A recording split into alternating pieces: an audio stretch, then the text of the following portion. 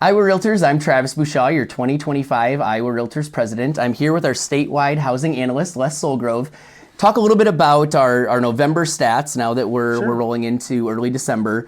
Kind of what happened in November, differences between what we would normally see this time of year.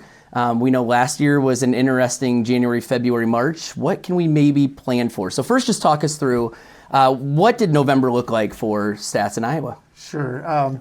One of the way we measure market activity is how many homes are coming onto the market each month. Right. And, we typically see a pretty steady number as we go through the last half of the year until we get to November. And true to form, we went from having 4,466 listings in October coming onto the market. New listings, yep. Down to 2,981. So that's about a third less. Now, if you were the media or somebody out there looking at that going, oh my gosh, the world's coming. Right, that 30% decrease in new listings is a problem. It is, but in all actuality, that's normal for us. That's our normal market.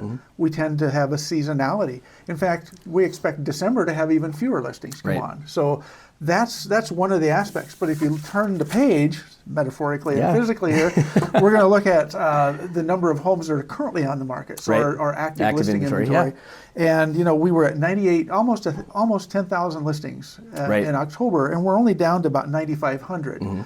And that's not a bad number to be at. That's still well above where we were last year, and that's setting the stage for a solid 2026. Yeah, so. and interesting just looking at closed sales year over year. This November was a little bit slower than last, but I think almost like 10%. So interesting at looking at that, but also knowing it seems just anecdotally the beginning of December has been very busy for agents in the last week and a half. And so what are your predictions then? What's going to happen?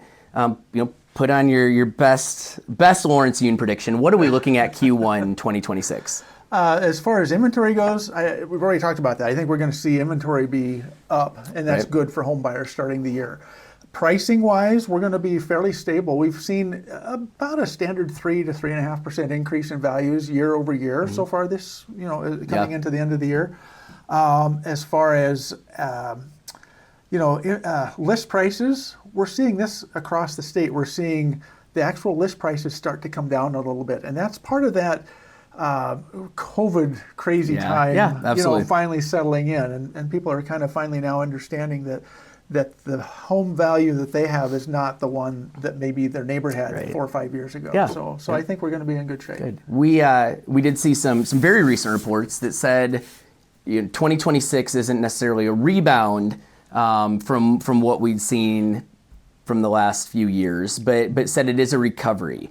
What's your projection? Do you think by the end of 2026 that we're talking about going from little less than 4 million sales nationwide, that we're going to push back into that 4.4? Will we see a 10% increase in sales? I think that's a pretty good possibility, actually, because if you've been watching mortgage interest rates, and the day we're recording this, the next tomorrow, whatever day that is, whatever day you're watching, the Federal Reserve is going to probably drop the rate, probably by just a quarter.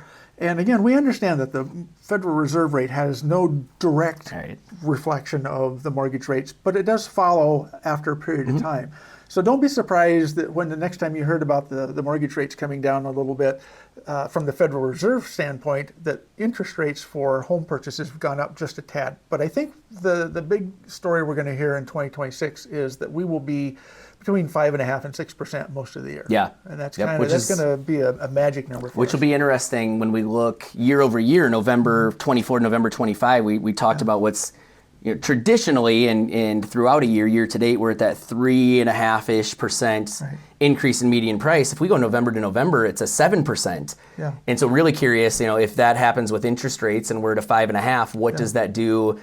Yes, closed sales maybe went up, but what does that do to our median price? I think it could offset a little bit those interest rates, what a buyer's going to save on a great interest rate could be offset pretty quickly by purchase price. Right, and to do a shameless plug for the month of November video that I put out, just recorded that, and I included about 3 different slides on mortgage rates history going back to 1971. So I mean, we're all over the place, and actually, it doesn't look so bad right now. And it doesn't. It's comparatively to those interest rates at 2 3/4 to 3%. That 5.5 to 6 seems like a high rate, but yeah, 5.5, 6%, even a 6.5 to upper sixes is a pretty great rate. Yeah. So can you imagine what the market would be like if we saw 1970s and 1980s rates? Right, yeah. In 1980s, it was like 17, 18%. yeah, one of these prices, if we saw a change back to a 2.25 to a 2.5 would also be a chaos for the industry. So,